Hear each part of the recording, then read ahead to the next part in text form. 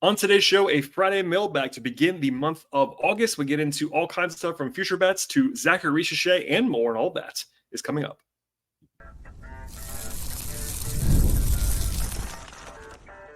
You are Locked On Hawks, your daily Atlanta Hawks podcast. Part of the Locked On Podcast Network. Your team every day. Hello, friends. Welcome to episode 1777 of the Locked On Hawks podcast. I am your host, Brad Rowland, coming to you on a Thursday evening into Friday here to begin the month of August on the podcast. And today's show is brought to the folks at FanDuel Sportsbook. And this summer, hooking us all up. Yes, all customers with a boost or a bonus every single day. Something for everybody, everyone, every day, all summer long. The place to go is FanDuel.com to get started. Also want to encourage you at the top of the podcast, make us your first listen each and every day here at Locked On Hawks. Check us out on Apple and Spotify, and subscribe there as well as on Overcast. And then we're also on the YouTube side of things on video. Please like this video over there on YouTube as you are watching it. And also please subscribe to that platform, enable notifications so you know the podcast is coming when it drops. And please share it with your friends as well. I've been busy on the show, as I promised I would be, even though we're kind of fully in the dead zone now when it comes to the NBA world. I've been doing podcasts all week. I had Glenn Willis on the show earlier this week as well. I did some news with regard to Bruno Fernando and Dom Barlow a couple days ago. And then our final show of the week, at least the scheduled shows this week, is going to be a Friday mailbag here as I'm recording this podcast. It is August 1st, and we are firmly into the month of August as you're listening to this podcast on Friday into the weekend. And yeah, no real news to get to at the top of this podcast. So we're going to dive right into your questions, and we'll get to 3, 4, 5 of them. We'll see how long this goes. And I do appreciate everyone sending in questions always. I'll say this at the top of the podcast. If you want your question answered on this pod, I won't promise, I should say, to answer all of them, but you can send them in a number of different ways. You can email the show at lockedonhawks@gmail.com. Also send them to me on Twitter/X at lockedonhawks or at BT Rowlands, my personal account there. Also, you can follow my extra work on the Hawks at patreon.com/BT Rowland and send questions in on that platform. Anyway, we'll dive in now. First question's coming to you from Steven, and here we go. Steven says, I'm no expert, but I read something on Action Network about there being potential value in betting NBA stuff right now. You take a position on the team, and the market hasn't quite settled yet. Are there any Hawks bets that you like that are available to bet now? So, Steven is not an expert either, but I'm not an expert on this, Steven. I'm not a sharp bettor. I'm not someone who's going to come out and tell you that I make a lot of money betting sports. But I did work at Sportsline for a while, and I do follow betting markets closely. I'm not a pro, though. Keep that in mind. I'm not trying to give you financial advice at the top of the podcast. I do want to give this question sort of as a bridge to explore some available odds, according to our friends at FanDuel Sportsbook, and see if I like anything related to the Hawks. For now, I'm going to focus on team bets rather than individual stuff and award stuff. I'm sure I will do an awards podcast later on this summer. But on the team side, I did reference about a week ago now about on this podcast, actually, about the Hawks' early over-under over at FanDuel on their win total. I thought it was actually pretty appealing. I would stand by that now. FanDuel is still at the time of this recording at 34.5 wins for the Hawks. So that means you have to go over on 35 plus wins or under on 34 or less wins. I've seen some other places that have 35.5, but FanDuel's at 34.5. If there was one bet on the Hawks right now I might make, it's probably that one. Honestly, it's pretty straight ahead. I like the over on 34.5 wins. That's not like, of course, like super long odds or anything like that because it's kind of even on both sides. But I think the Hawks are fairly likely to go over that number. I think the market right now and the consensus right now is too low on Atlanta as we get into August. I'm not telling you that they're going to win the championship this year because they're probably not going to win the championship this year, but I think that is too low at this stage, as I talked about a little bit about a week ago on the podcast. But beyond that, there are some other bets to at least look at and examine. Right now at FanDuel, the Hawks are 500 to 1 to win the championship. That's a lot. That's only better than, just for reference, better than Portland, Detroit, Chicago, Charlotte, Toronto, Washington, Brooklyn, and Utah. I do not think the Hawks are going to win the championship this year, but if you want to bet maybe $2 on 500 to 1, I wouldn't blame you.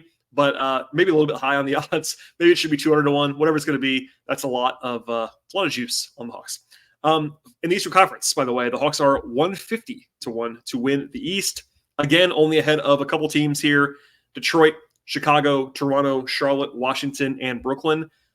I did make this point somewhere at some point recently, but those 6 teams below the Hawks, again, Detroit, Chicago, Toronto, Charlotte, Washington, and Brooklyn, I think are all worse than Atlanta pretty solidly. And in a 15-team conference, you're better than 6 teams, then you're automatically in the top 9. Now, that's not sexy, of course, but you're in the play-in at least, and that's a pretty logical projection for where the Hawks might end up being. Even if you're lower on the Hawks than I am, I think a play-in projection right now is pretty conservative even for this Hawks team. So keep that in mind just for a little bit of reference here in early August. Also, by the way, different but kind of related, the Hawks are 200-1 to win the NBA Cup right now, which is the formerly in-season tournament.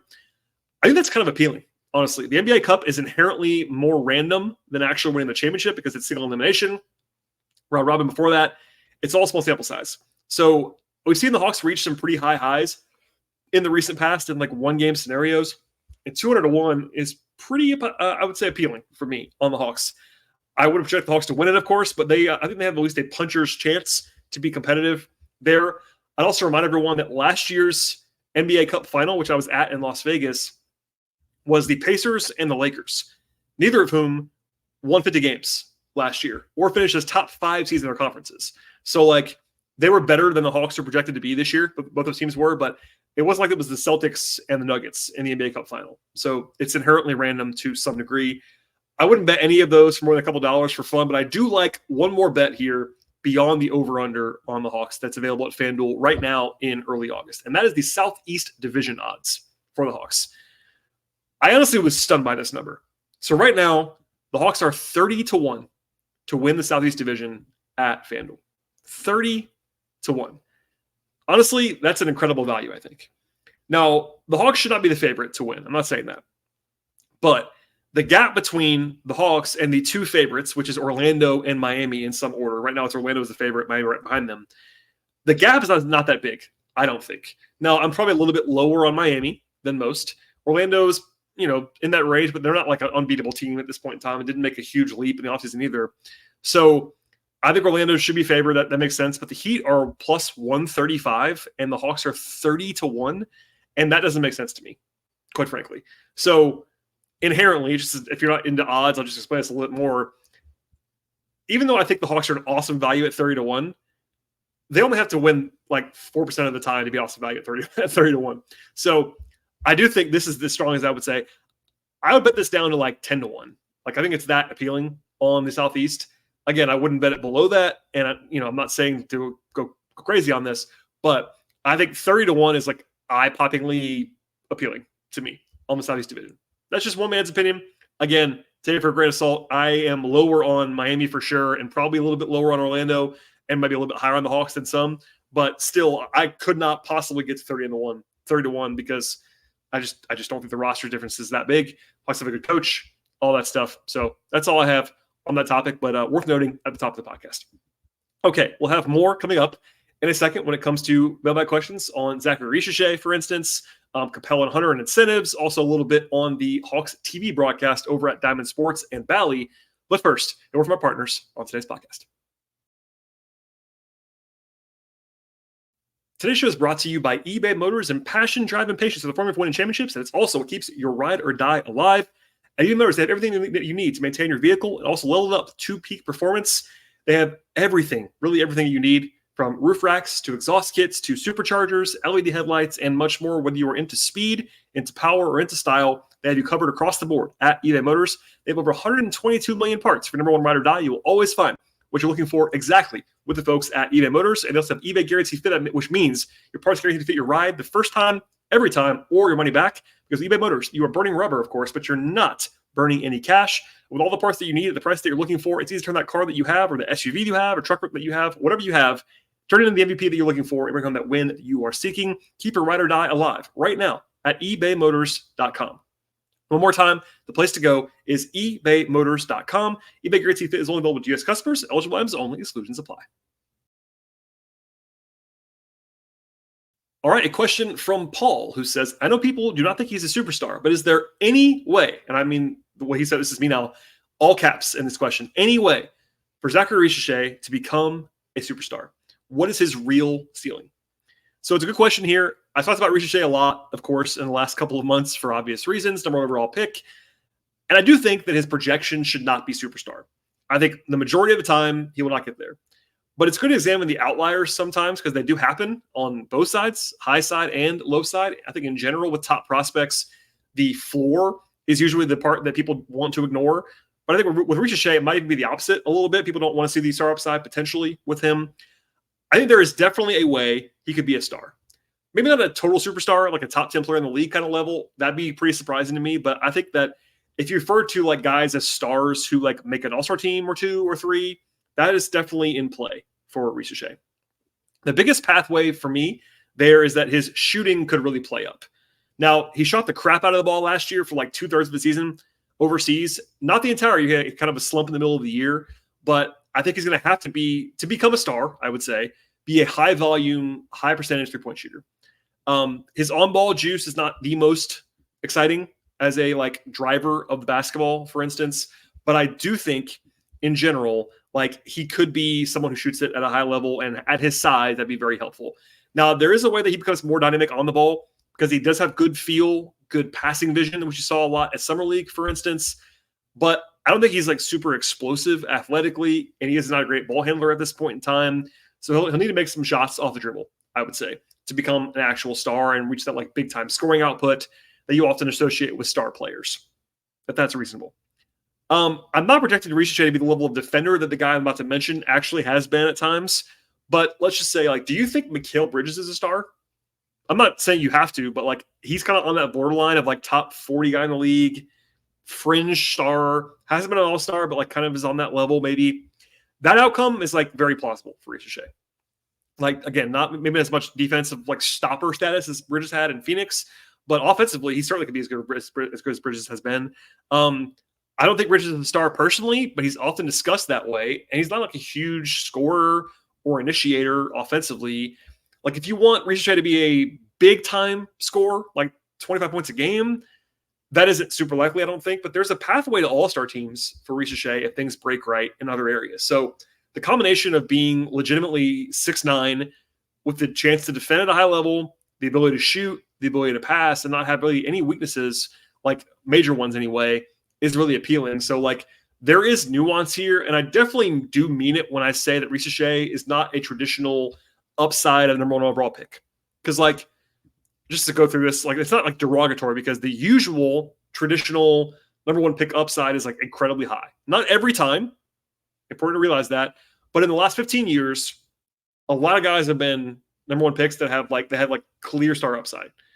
Derrick Rose, Blake Griffin, John Wall, Kyrie, AD, Karl Anthony Towns, Zion, Anthony Edwards, and even the most recent guys of Cade and Paolo. Jury's kind of out on those guys still, but Wemby, obviously.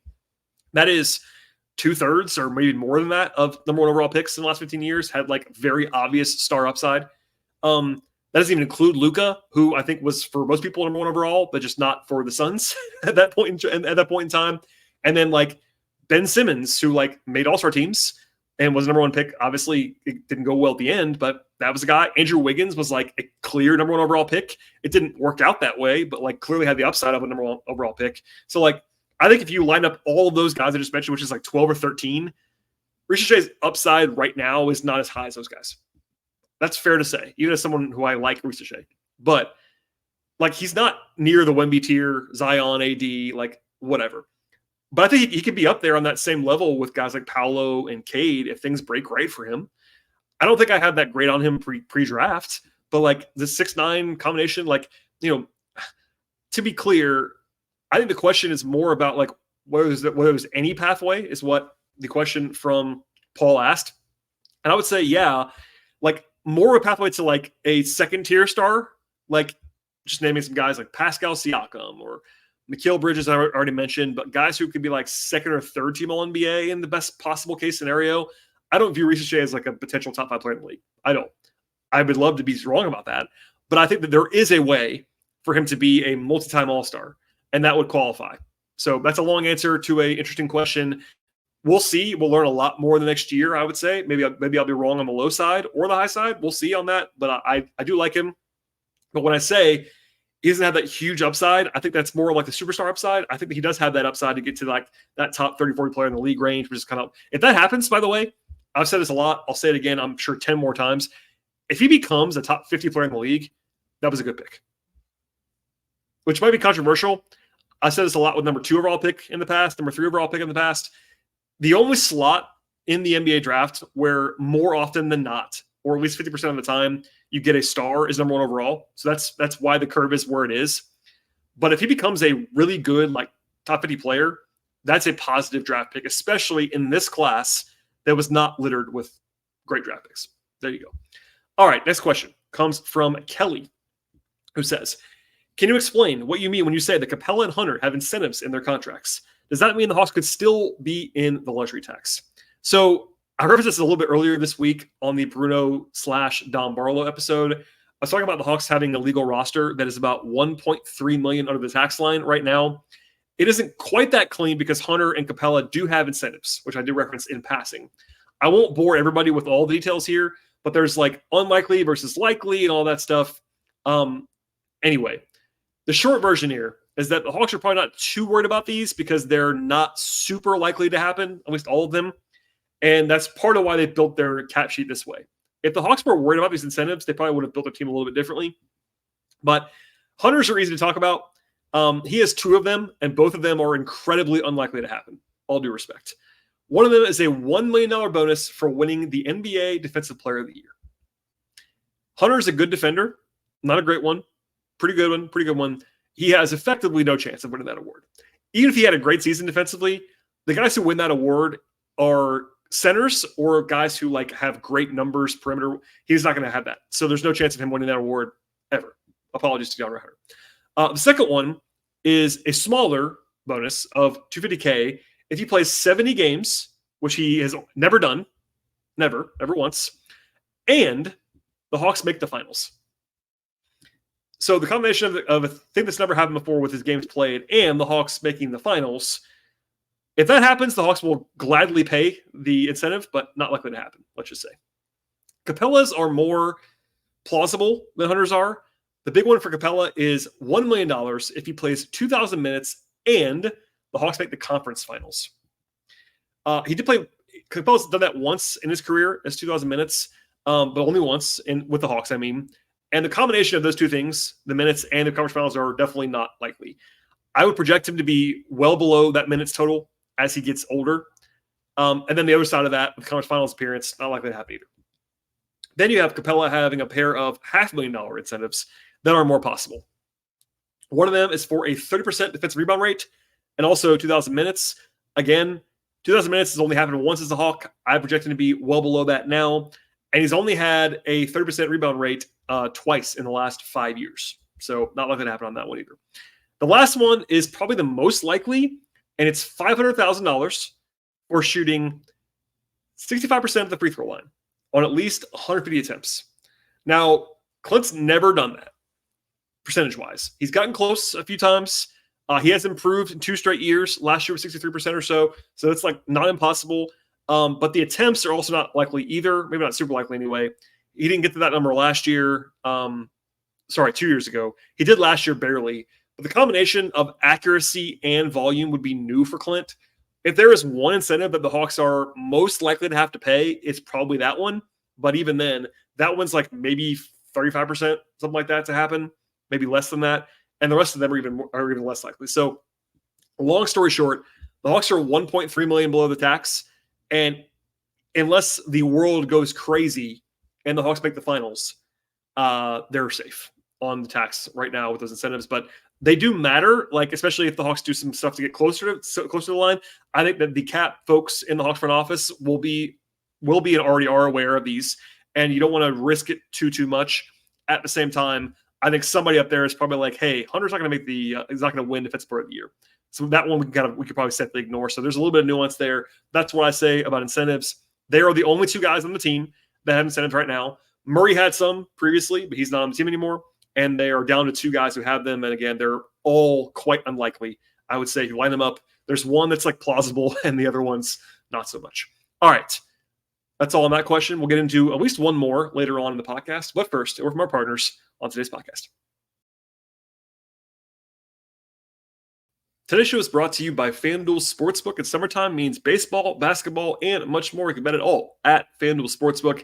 FanDuel is America's #1 sportsbook, and this summer, they're hooking us all up. Yes, all customers with a boost or a bonus daily. Something for everyone, every day, all summer long. Bet on all of your favorite players and teams with quick bets and live same-game parlays, exclusive props, and much more. They have all the stuff you're looking for across the board. Plus, it's really easy to use. They have over-unders, point spreads, money lines, player props, future bets, live betting, etc., etc. And they also have this really safe and secure app platform, and they also cover the entire range of sports as well. That includes the NBA, of course, as you're listening to this podcast, WNBA stuff, NFL, college football, Olympics, across the board. Lots of Olympic stuff at FanDuel, plus MLB, golf, tennis, soccer, auto racing, boxing, MMA, and many more sports. And now is an awesome time. Sign up with the folks at FanDuel Sportsbook, and the place to go is FanDuel.com to get started. One more time, just visit FanDuel.com to get started right now. Start making the most out of your summer with FanDuel, official sports betting partner of Major League Baseball. All right, question from George, who says, what is the latest with the Hawks TV broadcast? Is there any resolution with the Bally mess yet? The short answer is no to an overall resolution, and the entire regional sports network business is in general upheaval right now. And look, I've said this before, I'll probably say it again later. I know people that work for Bally. I hope they all succeed. I hope it all gets worked out. That's one of the things that's like, it's unsettling for everybody involved. Employees, not just like the people that make billions on this stuff, but like people that just work there and broadcast games. And it's just brutal for everybody involved. Anyway, with that said, there is some new reporting, actually literally today as I'm recording this podcast on August 1st, from Sports Business Journal, who is, of course, they're very plugged into this kind of stuff. That could be instructive on this front. So it's from Tom Friend, is the writer. He reported that if Diamond Sports, which of course is Bally, those are interchangeable, but Diamond Sports Group is the Bally owner, and they're currently in bankruptcy right now, which happened last year during the season. There was a little bit of uncertainty about that. If they emerge from bankruptcy, there's been discussion of 5 NBA team contracts out of 15. They have 15. They have half the league. 5 of them are being discussed to be eliminated, basically. Not the Hawks, though. There are 5 teams, but this does not include the Hawks. The Pelicans, the Thunder, the Grizzlies, the Mavs, and the Pistons could be on the chopping block from Bally/Diamond. Those teams are making other plans already, reportedly.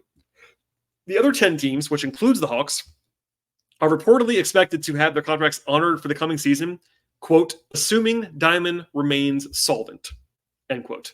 So that's obviously a big assumption to make, and no one's making that right now. But if Diamond is okay, it seems like the Hawks are going to be on Bally for this coming season. But that could change if Diamond's fates change or something changes across the board. Then beyond that, the Sports Business Journal report also said the NBA is anticipating overall disruption in the RSN space, which is part of why the teams across the league last year were allowed to do those 10 over-the-air broadcasts. If you live in Atlanta, you might have noticed this last year. The Hawks had 10 games on a combination of Peachtree TV and CBS locally. Over-the-air, no cable, just throw the antenna up there and you got the games. That's part of why they did that last year. Also, the reporting pointed to the 15 teams involved here just wanting answers, which I know, again, extends to fans too, and people behind the camera, in front of the camera who work for Diamond. The uncertainty is the worst thing. Like, obviously, a resolution could be bad too for some parties, but not knowing what's going to happen is even crazier for this long. But again, going back to this moment right now on August 1st, as I'm recording this podcast, Bally Sports Southeast and Bally across the board now is back on Xfinity/Comcast literally as of today. So they've been off the air for 3 months. Now, it hasn't impacted the Hawks because the Hawks were out of the playoffs by then. But for Braves fans, they'd already know this. Braves fans that have Comcast have not had the Braves on TV for 3 months. Like, I cover the Braves. I have Comcast. I had to get another option to be able to watch the Braves for 3 months. Now, and they share, of course, the same thing as the Hawks. As of today, that's fixed again. But people are always asking me, like, will it change again? Yeah, it could change again. It could be another disruption of some kind. It depends on how you watch games. They haven't been on YouTube TV in a while, but like, you know, Fubo TV, I should say, DirecTV Stream, Xfinity, Charter, if you're in a Charter household, all that stuff, like Dish Network, it's all different all the time. I wish it was easier, but it's just not. That was a big thing locally because Comcast is the biggest purveyor, other than maybe YouTube TV, of course. Like, it's the biggest TV purveyor in at least in my area. So that's notable in itself that they're back on that, and presumably will stay on that until the Hawks play. We'll see. But there is speculation, and that, by the way, is all there is right now. But speculation is that Amazon could step in, as part of the new NBA deal. They are involved prominently in the new national package, which has already been reported out. I haven't covered on the show a lot, but it's an 11-year deal. It's for massive money for the NBA. It's going to cause the salary cap to go up and up and up. Amazon's a big partner in that. And there's been buzz, speculation. It was written about in this piece by Sports Business Journal that Amazon could just like kind of take all the RSNs over in some respects and kind of go national overall model for team stuff. Again, that is just a totally speculative TBD. It'd be easier for a lot of people, including me, but there you go. But look, for now, and again, I'm not an expert on this. I read about it a lot. I follow it a lot, but Bally/Diamond seems like the most likely destination for the Hawks this coming season if you are in the local market. If you are out of the local market, and I know a lot of people listen to this podcast or watch the podcast on YouTube, don't live in Atlanta, League Pass is still existing as far as I know. I know at the end of this season, there's a little bit of question about that because Turner/WBD is no longer, at least right now, going to be in the mix. And they are the purveyor of League Pass and NBA TV. And there's a lot of uncertainty on that. But for now, for this coming season, which starts in 2 months, the best estimate for everyone I've talked to is that Bally will probably be the guy, probably be the place. Probably, not definitely, probably, barring a disruption there or whatever. So I wish it was easier. Like there are some teams in the league that have gone away from cable in the last couple of years. I know like the Suns, maybe the Jazz have kind of gone over the air, a combination of over the air and also online streaming. That might happen in the near future, but for now, the Hawks have a contract with Diamond that they can't just get out of. So if Diamond exists, the basis that I expect is that if Diamond's still functioning, the Hawks will be on Bally. That's kind of where we are at this point in time. And Bally does mean my guy Bob Rathbun on the call, which is always nice. So there you go. Okay, that's all I have on today's show. I could have gone longer on some of those things, but here we are at the beginning of August. I will have more content coming up next week, news or no news. And again, we're kind of in the dead zone now when it comes to the NBA, but I do have all kinds of plans for the rest of August and September. I have guests lined up. In fact, I've already banked a show with Glenn Willis that will run in the next week or maybe 2 weeks, something like that. Glenn and I have been doing these player capsule series for quite some time, and there's one in the can to use in the near future. I have other guests planned to come on, hopefully pretty soon. So stay tuned. Please subscribe to the podcast. Please tell your friends about the show. Follow the show on Twitter/X at Locked On Hawks. Follow me on that platform if you'd like to at BT Rowland. Check out all my extra work at patreon.com/BT Rowland. I really do appreciate everyone listening to the podcast. As always, like the show on YouTube, subscribe to the podcast, enjoy your weekend, and we'll see you all next time.